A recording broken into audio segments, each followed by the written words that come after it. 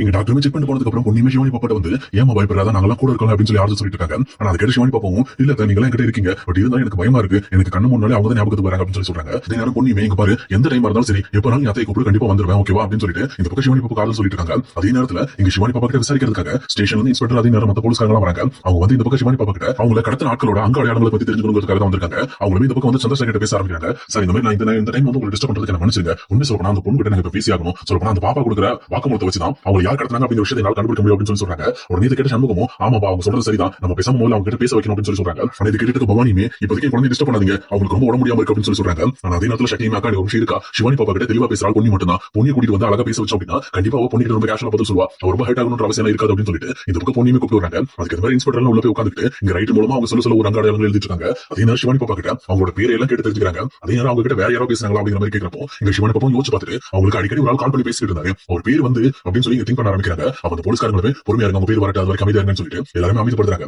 அதே நேரத்துல சிவானி பாப்பாவும் அவர் பேர் தாஸ் அப்படின்னு சொல்லி சொல்றாங்க. இது கேட்டவங்க இந்த பக்கம் சுந்தருக்கும் தூக்கி வாரி போடுது. அதே நேரத்துல பொண்ணுக்குமே முகமே மாறிடுது. ஏன்னா தாஸ் அப்படிங்கிறது யார் அப்படிங்கிறது இங்க பொண்ணுக்கு தெரியும், சுந்தருக்கும் தெரியும். ஏன்னா ஆல்ரெடி சுந்தரும் தாஸ் அதே நேரம் சொல்லி பேசிட்டு இருந்த விஷயத்தை இங்க ஆல்ரெடி பொண்ணு கேட்டிருப்பாங்க. அப்பவே உங்களுக்கு புரிஞ்சிருக்கும் அப்ப இந்த பிரச்சனைக்கும் காரணம் சுந்தர் தான் அப்படிங்கிறது இவங்களுக்கு தெளிவாவே புரிஞ்சிருக்கும். அதே நேரத்துல இன்னொரு பக்கம் இங்க சுந்தரமே பயங்கரமா வந்து மனசுக்குள்ள பயப்பட ஆரம்பிக்கிறாரு. அதே நேரத்துல இந்த தாஸ் மேல கோபம் வர ஆரம்பிக்குது. தன்னோட குழந்தை கடத்தின தாஸ் தானா, அப்ப இதுக்கெல்லாம் காரணம் தாஸ் தான் அப்படின்னு சொல்லி அவங்க பத்தி யோசிக்க ஆரம்பிக்கிறாங்க. அதுக்கப்புறம் போலீஸ்காரங்க இன்வெஸ்டிகேஷன் முடிச்சுட்டு அங்க இருந்து கிளம்புறாங்க. அப்ப கிளம்புறப்ப சந்திரசேகர் சண்முகம் எல்லாரும் கூப்பிட்டு இங்க பாருங்க, இங்க கவலைப்படாதீங்க, அப்படிங்க உங்க பாப்பா கொடுத்த எல்லா வாக்குமூலத்தை வச்சு நாங்க அந்த இதுக்கு யாரு அப்படிங்கிற விஷயத்தை கண்டுபிடிச்சிருவோம். ஆனா இப்போதைக்கு கொஞ்ச நாளைக்கு நீங்க அவங்கள சேஃப்டியா பாத்துக்கங்க, வீட்டுக்குள்ள கூட வேற யாரும் புது ஆளுங்க அலோ பண்ணாதீங்க, ஏதாவது ஓகே உங்களுக்கு சப்போஸ் அப்படி பந்தோபஸ்து வேணா கூட எனக்கு சொல்லுங்க, நான் அங்க இருந்து ஸ்டேஷன் வந்து ஒரு ஆள் அனுப்பி வைக்கிறேன் அப்படின்ற மாதிரி அந்த இன்ஸ்பெக்டர் சந்திரசேகருக்கு ஃபுல் சப்போர்ட் பண்றேன் அப்படின்ற மாதிரி எல்லாம் சொல்லிட்டு அங்க இருந்து கிளம்புறாரு. அதே நேரம் பொண்ணுமே பயங்கரமா திங்க் பண்ணிட்டு இருக்காங்க. அவங்களுமே இந்த பக்கம் இதுக்கெல்லாம் காரணம் சுந்தர் தான், அப்ப சுந்தர பிடிச்சா எல்லாம் சரியா அப்படின்னு சொல்லி வச்சிட்டு இருக்காங்க. அதே நேரத்துல எங்க பொண்ணியோட முகத்துல சின்னதா ஒரு சலனத்தை பார்த்த சக்தியுமே அந்த பொண்ணுகிட்ட வந்து இங்க பாரு பொண்ணு, நீ ஏதாவது என்கிட்ட விஷயத்தை ஓப்பனா பேசு, நான் கண்டிப்பா உனக்கும் அதை ஹெல்ப் பண்றேன், சொல்ல இந்த விஷயத்துல இந்த கேஸ்ல யார் இந்த விஷயம் பாப்பா கடத்தினாங்க அப்படின்ற விஷயத்துல நானும் ஹெல்ப் பண்ணணும்னு நினைக்கிறேன் அப்படின்னு சொல்லி சொல்றாங்க. உடனே இதை கேட்ட பொண்ணுமே உங்ககிட்ட இந்த விஷயத்தை சொல்றேன், சொல்ல இதுக்கு முன்னாடி நீங்க எனக்கு ஒரு விஷயத்தை ஹெல்ப் பண்ணீங்க, அதனாலதான் மறுபடியும் இந்த விஷயத்தை உங்ககிட்ட சொல்றேன் அப்படின்னு சொல்லிட்டு எனக்கு தெரிஞ்சு இதுக்கும் காரணம் சுந்தர் தான் அப்படின்னு சொல்லி சொல்றாங்க. உடனே இதை கேட்ட சக்தியுமே பயங்கரமா ஷாக் ஆயிட்டு என்ன பண்ணி சொல்றேன், சுந்தர் தான் காரணம் அப்படின்னு சொல்லி கேட்கிறப்போ ஆமா ஆமா சக்தி சுந்தர் தான் காரணம். உண்மை சொல்ல போனா இப்போ ஒரு 4 நாளைக்கு முன்னாடி நான் சுந்தர பத்தி அவர் மேல ஒரு பெரிய குற்றச்சாட்டு வச்சல, அவர் ஸ்வீதான்ற ஒரு பொண்ணை இந்த மாதிரி ஏமாத்திட்டாரு, அந்த பொண்ணு கர்ப்பமா இருக்குன்னு சொன்னல, அந்த பொண்ணு பேர் ஸ்வீதா, அது இல்லாம அவங்க அண்ணனோட பேர் வந்து இந்த மாதிரி தாஸ் அப்படிங்கிற விஷயத்தை சொல்றாங்க. இது கேட்ட சக்தி பயங்கரமா ஷாக் ஆகுறாங்க. ஆமா சக்தி நான் சொல்றது உண்மைதான், இந்த விஷயத்தை நான் நேர்ல கேட்டேன், அதை கேட்டுட்டு வந்து அவங்க கிட்ட சொல்ல வரும்போது சுந்தர் வந்து குறுக்கால் வந்து ஏன் மேல எல்லா தப்பும் அப்படின்ற மாதிரி எல்லாத்தையுமே திருப்பி விட்டுட்டாரு. எனக்கு தெரிஞ்சு கண்டிப்பா அவங்க 2 பேரும் கண்டுபிடிச்சா இந்த மாதிரி சிவானி பாப்பா எதுக்கு கடத்தினாங்க அப்படிங்கிற விஷயத்தை நம்ம கண்டுபிடிக்க முடியும் அப்படின்னு சொல்லி சொல்றாங்க. உடனே இதை கேட்ட சக்தியுமே சரி பண்ணி இந்த விஷயத்தை ஹேண்டில் பண்ணிக்கிறேன், நீ ஃப்ரீ ஆகல அப்படின்னு சொல்லிட்டு இந்த பக்கம் சக்தியுமே டேரக்டா அவங்களை பத்தி தெரிஞ்சுக்கிறதுக்காக இங்க ஜெயோட மியூசிக் ஸ்டுடியோ போறாங்க. ஏன்னா அந்த பொண்ணு ஆல்ரெடி மியூசிக் ஸ்டுடியோக்கு வந்திருக்கும். ஆனா சுந்தர் தான் அந்த பொண்ணுக்கு வாய்ப்பு தரேன்னு சொல்லி இந்த வரலாம் தப்பு பண்ணிருப்பாரு. அதனால அங்க போன அந்த பொண்ணோட டீடைல் கிடைக்கும் அப்படிங்கிறதுக்காக அவருமே ஒரு பக்கம் தேட போயிட்டாரு. அதே நேரம் இன்னொரு பக்கம் இங்க சுந்தரமே தாச மீட் பண்ணணும் அப்படிங்கிறதுக்காக தாசோட போனுக்கு பயங்கரமா கால் பண்ணிட்டே இருக்காங்க. ஆனா தாசமே இந்த கால் எடுத்து நம்ம மாட்டிக்கும் அப்படிங்கிறதுனால அவருமே கால் எடுக்காம யோசிச்சுட்டே இருக்காரு. பேசாம நம்ம கால் எடுத்து பேசிடுவோமா, நம்ம பேசினா கொஞ்சம் பிரச்சனை ஆயிடும் அப்படின்னு சொல்லி யோசிச்சுட்டு இருக்காரு. இருந்தாலும் ஓகே என்ன நடக்குதுன்னு பார்க்கலாம்னு சொல்லி எங்க சுந்தரமே கால் அட்டன் பண்றாரு. அட்டன் பண்ண அடுத்த செகண்ட் இந்த பக்கம் தாச பார்த்து சுந்தரமே ஏண்டா இவ்வளவு தைரியம் தான் என் குழந்தை நீ கடத்திருப்ப, உன்னை கொல்லாம விட மாட்டேன் அப்படின்னு சொல்லி சத்தம் போடுறாரு. அப்ப தாசமே என்ன மச்சான் பயந்துட்டியா, நீ பயப்பட மாட்டேன்னு நினைச்சேன், இது ரொம்ப தைரியமான ஆளச்சு, உனக்கு தான் ஒரு பெரிய ஆள் பட்டாளமே இருக்கு, அவங்க எல்லாம் வச்சு நீ சதிச்சிருவன்னு சொன்ன,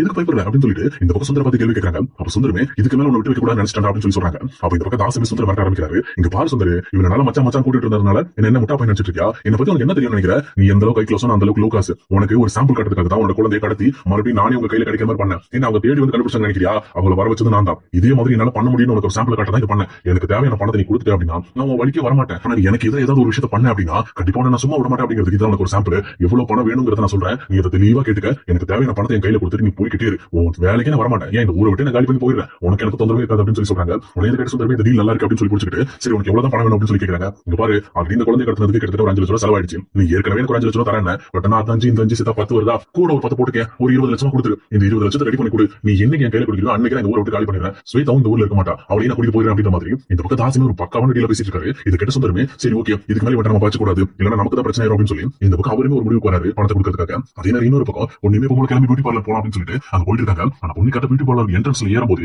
இந்த ஓனர் மேடமும் முதல்ல நீ எதுக்காக உள்ள வர அப்படின்னு சொல்லி கேட்கறாங்க. பொண்ணுமே இல்ல மேடம் எனக்கு கொஞ்சம் உடம்பு சரியில்லாதனால தான் வர முடியல அப்படின்னு சொல்லி மறுபடியும் அந்த பழைய போய் பேச ஆரம்பிக்கிறாங்க. ஆனா அந்த பியூட்டி பார்லர் ஓனருமே இங்க பாரு பொண்ணு என்கிட்ட இந்த மாதிரி போய் பேசுற வேலை வச்சுக்காத, நீ யாரு என்ன பண்ண அன்னைக்கு நீ எங்க சுத்திட்டு இருந்த எல்லா விஷயம் எனக்கு தெரியும், முதல்ல எதுக்காக எனக்கு நீ போய் சொன்ன அதை முதல்ல சொல்லு அப்படின்னு சொல்லி சொல்றாங்க. இந்த பக்கம் பொண்ணுமே இல்ல மேடம் நான் வந்து அப்படின்னு சொல்லி சமாளிக்க ஆரம்பிக்கிறாங்க. ஆனா அந்த பியூட்டி பார்லர் ஓனருமே இந்த ரோட்ல நீ ஒரு பையனோட கார்ல நின்னுட்டு இருந்தா அதை பார்த்தேன், யார் அது சொல்லப்போனா அவங்க யாரு அப்படின்னு சொல்லி கேட்கறாங்க. இது பக்கம் பொண்ணுக்குமே வர வழி இல்ல, சரி இதுக்கு மேல நம்மளை பத்தி உண்மைகள் மறைச்சா அது நமக்கு தான் பிரச்சனை அப்படின்னு சொல்லி புரிஞ்சுக்கிட்டு சரி எல்லா உண்மையும் நம்ம சொல்லிடுவோம். அவங்களுமே டேரக்டா அந்த பியூட்டி பார்லர் ஓனர்ட்ட நான் உங்ககிட்ட கொஞ்சம் தனியா பேசலாமா அப்படின்னு சொல்லி கேட்கறாங்க. உடனே கேட்ட ஓனருமே சரி வா உள்ள வா அப்படின்னு சொல்லிட்டு இந்த பக்கம் பொண்ணையை கூட்டிட்டு போயிட்டு தனியா உண்மை பேச ஆரம்பிக்கிறாங்க. அப்ப பொண்ணுமே தன்னை பத்தியா எல்லா உண்மையும் அவங்க கிட்ட சொல்ல ஆரம்பிக்கிறாங்க. அது மட்டும் இல்லாம தனக்கு வந்த பிரச்சனை தான் ஏன் இப்படி வெளியில வந்து வேலை செஞ்சுட்டு இருக்கேன், அதே நேரம் பர்டிகுலரா 2 நாளைக்கு முன்னாடி எதுக்காக நான் லீவ் போட்டு வெளியில போனேன் அப்படிங்கிற விஷயம் வரைக்கும் ஒண்ணு விடாம இந்த பக்கம் அந்த பியூட்டி பார்லர் ஓனர்ட்ட சொல்லி தீர்றாங்க. அவங்களுமே இந்த விஷயத்தெல்லாம் கேட்டுட்டு என்ன பண்ணி சொல்றாங்க சொல்ற இந்த மாதிரி ஒரு பணக்கார குடும்பத்துல இருந்து வந்து நீ என்கிட்ட வேலை பார்த்துட்டு இருக்க இந்த அளவுக்கு உனக்கு எதிரான கொடுமை உங்க வீட்டுல நடந்துட்டு இருக்கா அப்படின்னு சொல்லிட்டு அவங்களே பயங்கரமா ஷாக் ஆகுறாங்க. அப்ப பொண்ணு ரொம்ப சேட் ஆயிட்டு ஆமா மேடம் உண்மை சொல்லப்போனா எங்க அம்மாவோட பேரை காப்பாத்துறதுக்காக தான் நானும் இந்த வீட்டுல இருக்கேன், என் மேல எந்த தப்பு இல்ல அப்படிங்கிற விஷயத்தை நான் நிரூபிச்சுட்டு இந்த வீட்டை விட்டு நான் வெளியில போயிருவேன் அப்படின்னு சொல்லி சொல்றாங்க. இது கேட்டோன்னே அந்த பியூட்டி பார்லர் ஓனருக்கும் பொண்ணு ரொம்பவே பிடிச்சது. என்ன சொல்லப்போனா அவங்களுமே அந்த மாதிரி தான் அவங்க லைஃப்ல வந்து பிரச்சனையை ஃபேஸ் பண்ணிட்டு தான் அவங்களுமே தனியால நின்று சமாளிச்சுட்டு இருப்பாங்க எல்லாத்தையுமே. அதனால அவங்களுமே பொண்ணியை தன்னோட இடத்துல வச்சு யோசிச்சு பார்க்க ஆரம்பிக்கிறாங்க. அப்ப பொண்ணு கிட்ட இங்க பாரு பொண்ணி இதுக்கு மேல நீ எப்போ வேணாலும் பியூட்டி பார்லர் வா, எப்போ வேணாலும் உன்னோட பர்சனல் ஒர்க் பாரு, இனிமேல் உன்னோட பார்லர்ல நீ எப்போ போல கேஷுவலா இருக்கலாம் அப்படின்னு சொல்லி சொல்றாங்க. இது கிட்ட பொண்ணு ரொம்ப நன்றி மேடம் அப்படின்னு சொல்லி சொல்றாங்க. அதே நேரத்துல உன்னோட பிரச்சனைகளை தீர்க்கிறதுக்கு கண்டிப்பா என்னால முடிஞ்ச நிறைய விஷயங்களை நான் உனக்காக செய்வேன், ஆனா அந்த விஷயம் எல்லாத்தையுமே நீ ஏத்துக்கணும் பொண்ணு அப்படின்னு சொல்லி இந்த பக்கம் பொண்ணு கிட்டே சொல்றாங்க. அதுக்கிட்ட பொண்ணு ரொம்ப சந்தோஷத்தோட அந்த பியூட்டி பார்லர் ஓனர் மேடமே கொஞ்சம் ஹெல்ப் பண்ணிக்கிறாங்க. அவங்களுமே கவலைப்படாத பொண்ணு எல்லாமே கூடி சீக்கிரத்துல சரியாகும் அப்படின்னு சொல்லிட்டு அவங்களுமே பொண்ணுக்கு கொஞ்சம் ஆறுதல் சொல்லிட்டு இருக்காங்க.